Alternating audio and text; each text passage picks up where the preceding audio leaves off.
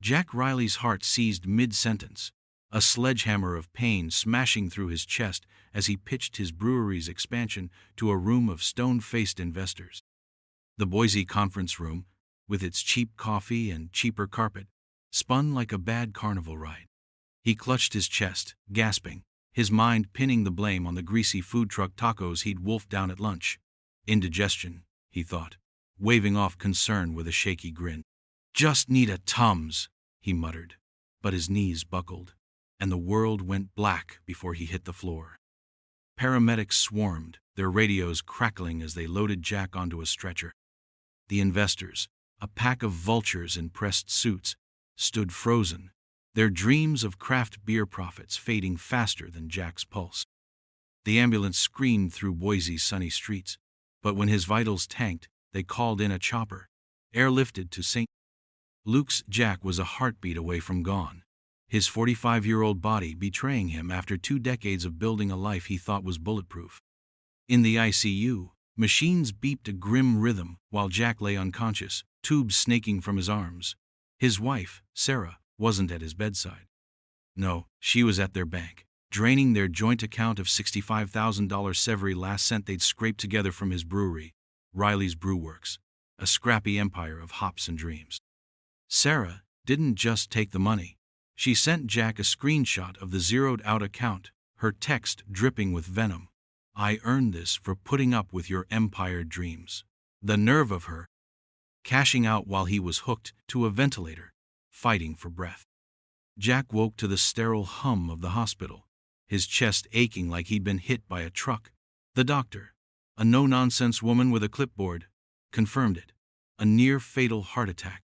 He'd live, but he'd need to take it easy. Easy? Jack almost laughed. His brewery was his life, his marriage was apparently a sham, and his bank account was a ghost town. Still, when he saw Sarah's text, rage didn't come. He was too drained, too hollowed out. Instead, he tapped out a single, winking emoji, a tiny digital middle finger. Let her stew. He was already plotting. Discharged a week later, Jack didn't go home. He couldn't face the cozy Boise bungalow where he and Sarah had built 20 years of memories, or so he thought. Instead, he crashed at his sister Emma's place, a sleek condo that screamed, "Successful realtor."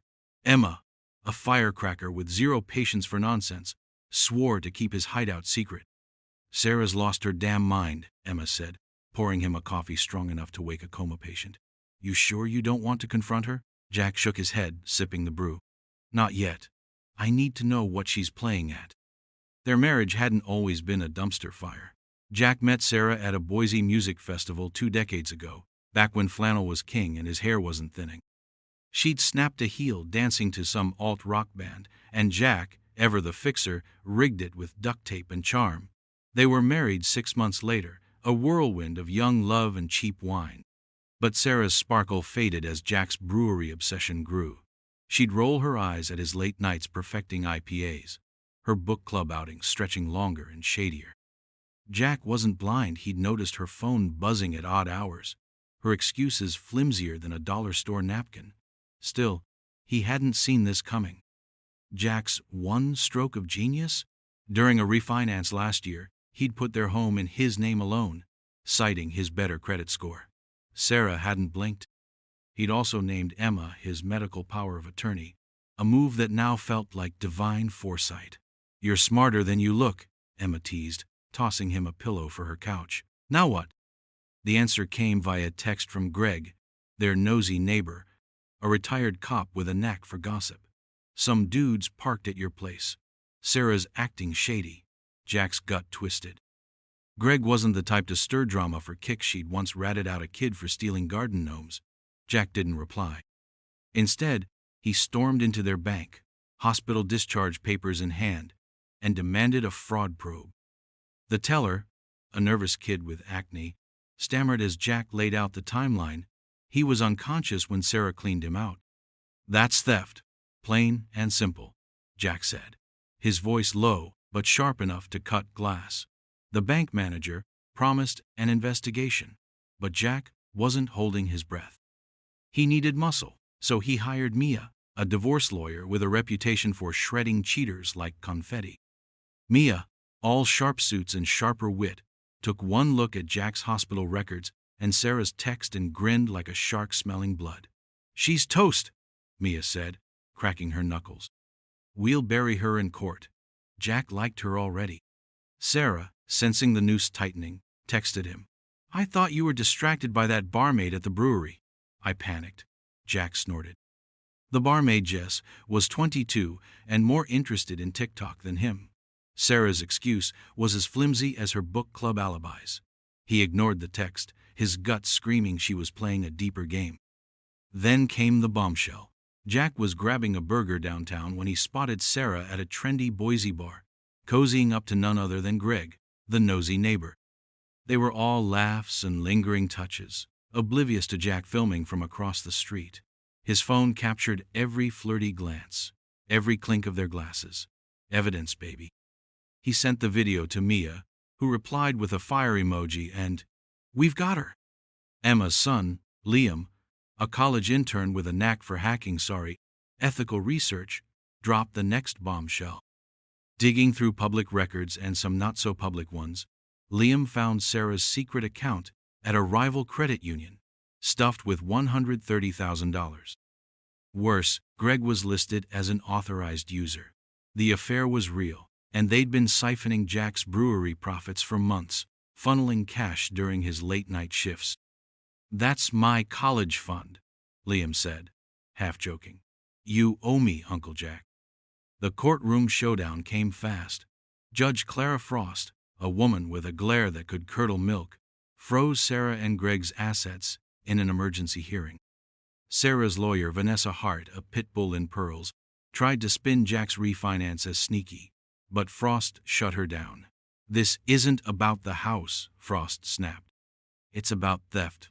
While Mr. Riley was fighting for his life, the gallery gasped, and Jack allowed himself a small smirk. Sarah wasn't done. She texted Jack, "Let's talk, no lawyers. I'm sorry." He forwarded it to Mia, who laughed. "She's trying to slither out of this. Keep her talking." Jack didn't reply. He was too busy learning Sarah had tried to sell his brewery's signature IPA recipe to a rival, a move that could have tanked his business. Thank God the rival owner, a buddy from Jack's poker nights, tipped him off. Boise's tight-knit community rallied, boycotting Sarah's favorite coffee shop and yoga studio. When a TikTok of Sarah screaming at Greg in a parking lot went viral, her mascara-streaked face yelling, "You said you had this handled!" She became the town pariah. Jack leaned back on Emma's couch, sipping a non-alcoholic beer, doctor's orders. His brewery was safe, his lawyer was a bulldog, and Boise had his back. But Sarah and Greg weren't done, and Jack knew it. Greg was trying to sell his condo, probably to skip town, but Mia slapped a court order on it faster than you could say, "Bad idea." Jack wasn't just fighting for money, he was fighting for his dignity, his dream, his life. Jack Riley's heart was a traitor, and his doctor wasn't mincing words. "No stress, no brewery, no heroics for 2 months, she barked, thrusting a pamphlet on stress management into his hands like it was a court summons. The thing was littered with tips like, "Try yoga," and "Avoid caffeine," which Jack found hilarious. Yoga wasn't going to fix a wife who'd robbed him blind, and coffee was the only thing keeping him upright. He nodded, stuffed the pamphlet in his pocket, and shuffled out of St. Luke's, his mind already churning. 2 months without his brewery? Sarah and her sleazy sidekick, Greg, would love that. Over his dead body, and he'd already come too close to that. Holed up at Emma's condo, Jack was digging through his old desk for tax records to fuel Mia's legal war machine when he spotted it. A nanny cam, nestled behind a stack of brewery invoices like a snake in the grass. Its tiny lens blinked mockingly, a red light winking as if it knew it was caught. Sarah had bugged his home office, recording every business call, every late-night rant about yeast strains and profit margins. Illegal surveillance, plain and simple. Jack's blood boiled. This wasn't just betrayal. It was some straight-up mission. Impossible nonsense. He yanked the cam, ripped out its memory card, and dialed Mia. "Found Sarah's dirty little secret," he said, a grin creeping into his voice. "You're gonna have a field day." Mia, perched in her office with a latte that screamed, "Fancy!" watched the footage and cackled. Sarah's not just a thief. She's playing spy games with a discount store budget. This is gold, Jack. Illegal surveillance? We'll have Judge Frost eating out of our hands. She filed the evidence, framing Sarah as a manipulative schemer who'd turned their home into a surveillance state while Jack was building their future. It was a slam dunk, and Mia was already sharpening her claws for the next round. Emma's son, Liam, the college kid with a knack for digital detective work, dropped a bombshell of his own. He'd been poking into Greg's past, and the guy's history was shadier than a Boise dive bar at midnight. Greg, the retired cop with a grin too slick for his own good, had a trail of scams fleecing small businesses with fake investment deals, charming his way into bank accounts, then vanishing like a bad Tinder date.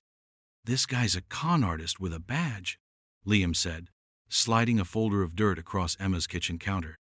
"Bet he saw Sarah as his latest mark, whispering dreams of a big payday." Jack chuckled. The irony, as rich as his brewery's stout. Sarah thought she was the puppet master, but Greg was pulling the strings. The mediation was a three-ring circus. Sarah waltzed in, eyes puffy, tears flowing like she was auditioning for a Lifetime movie. "I was terrified of losing you, Jack," she wailed, clutching a tissue like it was her lifeline. "Your heart attack. I just panicked." Jack nearly snorted his coffee across the table. Panicked? By draining $65,000 while he was hooked to a ventilator? Mia wasn't buying the act either. She slapped down bank records, time-stamped to the minute Jack was airlifted, and added, "Let's not forget the nanny cam she used to spy on her dying husband." The mediator, a weary guy with a tie that screamed, "Clearance rack," blinked hard.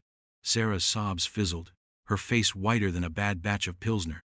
Judge Clara Frost, back in court, had no patience for Sarah's theatrics. "Riley," she said, her voice sharp enough to slice through Boise's morning fog, "you exploited your husband's near death for personal gain? That's not fear, that's a crime." She dangled criminal charges for financial exploitation, and Sarah's composure cracked like a dropped pint glass. Jack caught her glance, a flash of panic in her eyes, and he allowed himself a small, smug nod. Justice was starting to taste better than his brewery's IPA. Jack, ever the strategist, had a card up his sleeve. Years ago, he'd buried a disability policy in the brewery's paperwork, a safety net Sarah never bothered to notice. It kicked in quietly, funneling 50% of his income to a new account she couldn't touch. "You sly dog," Emma said, handing him a non-alcoholic porter with a grin. "You're outsmarting her at every turn." Jack clinked his bottle against hers. Learned from watching too many true crime shows. That cash was his lifeline. A silent jab at Sarah's greed. Sarah, though, was cooking up a new scheme.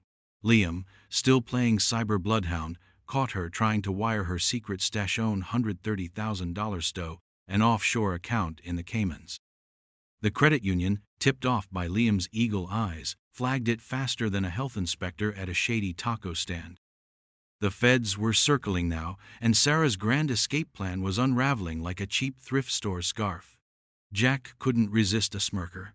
Big Getaway was dead on arrival, and she was too busy playing victim to see it. Then Greg pulled a vanishing act. The guy disappeared, leaving his condo sale frozen by Mia's court order, and Sarah to face the legal fire alone. Jack pictured him in some grimy motel, sweating through his knockoff Ray-Bans, plotting his next hustle. "Adios, dirtbag," Jack muttered. But Greg's exit meant Sarah was cornered. And a cornered Sarah was danger-oush, could feel it in his gut. Boise, meanwhile, was rallying behind Jack like he was the hometown quarterback. A local news story on his brewery's survival exploded online, dubbing him Boise's resilient underdog. The reporter, a peppy redhead with a flair for drama, leaned into the narrative, and Jack Riley trended with memes of Sarah as a cartoonish gold digger. Jack wasn't thrilled about the fame, but the support locals flooding his brewery, slipping extra 20s in the tip jar felt like a bear hug from the city he loved. Sarah's legal defense took a nosedive when Vanessa Hart, her shark of a lawyer, bailed, citing uncooperative behavior. Jack translated, Sarah's a train wreck.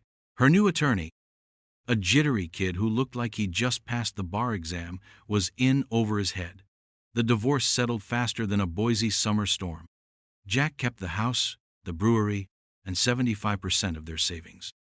Sarah got her Prius and a measly sliver of cash, barely enough for a month's rent in Portland, where she slunk off, shunned by Boise's tight-knit crowd. Her reputation was toast, burnt to a crisp. Jack wasn't one to sit on his winnings. The brewery was his heart, but the doctor's warning rang loud. No stress. So he sold Riley's Brewworks for a fat stack and launched a food truck, Empire Tacos, sliders, craft root beers, the works. His first truck, cheekily named Heart Attack Special, drew crowds longer than a Black Friday sale. The name was a jab at his near-death scare, and Boise ate it up, literally and figuratively. The city crowned Jack a hero. He started mentoring young entrepreneurs at local meetups, dropping truth bombs: protect your money, trust your instincts, and never let a partner blindside you. Liam, inspired by his uncle's grit, landed a full-time gig at the credit union, his sleuthing skills making him the office rock star. "You're my career coach," Liam joked, dodging Jack's playful swat. Sarah's last text came one quiet night. "You won, Jack." It was bitter, short, and reeked of defeat. Jack stared at it, finger hovering, then deleted it. He wasn't here for gloating. He'd picked peace over pettiness, a choice Sarah would never understand. Greg's karma hit like a freight train. Liam, still digging, tipped off the feds about Greg's latest scammer Ponzi scheme ripping off retirees. Greg popped up on the news, cuffed and scowling, his conman charm finally out of juice. Jack toasted Liam with a sparkling water. "Doctor's orders, You're gonna put me out of work, kid." One day, Jack found his old wedding ring in a junk drawer, a scratched-up relic of a life he barely recognized. He didn't chuck it. He slipped it into a box, a keepsake not of love but of lessons. Trust is fragile, resilience is earned, and betrayal's just a detour if you keep moving. Jack's comeback peaked at a Boise TEDx event. He took the stage. No script, just raw truth. "Betrayal doesn't break you," he told the crowd, his voice steady as steel. "It's the spark that ignites your reinvention." The audience erupted, thousands inspired to reframe their own struggles. Jack wasn't just a brewer, he was a lighthouse, guiding others through the storm. He kept pushing. Jack funneled his food truck profits into a financial literacy program, preaching one gospel: blind trust in a partner is a one-way ticket to broke. "Check your bank statements, people," he'd say with a laugh. Romance doesn't cover rent. Emma, now his business partner, brought her real estate hustle to the table, snagging prime spots for his trucks. Together, they built an empire, each truck a rolling testament to Jack's grit. Jack's life settled into something new, quieter, fuller. He found joy in dawn coffee runs with Emma, plotting new menu items, in mentoring kids like Liam, who'd grown into a man Jack admired. In Boise's love, with crowds cheering his name, Sarah and Greg were shadows. Their schemes faded to nothing. Jack was free not just from them, but from the weight of what could have been.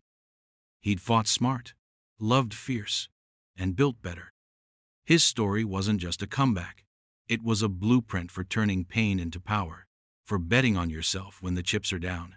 Jack Riley, Boise's Phoenix, was just getting started.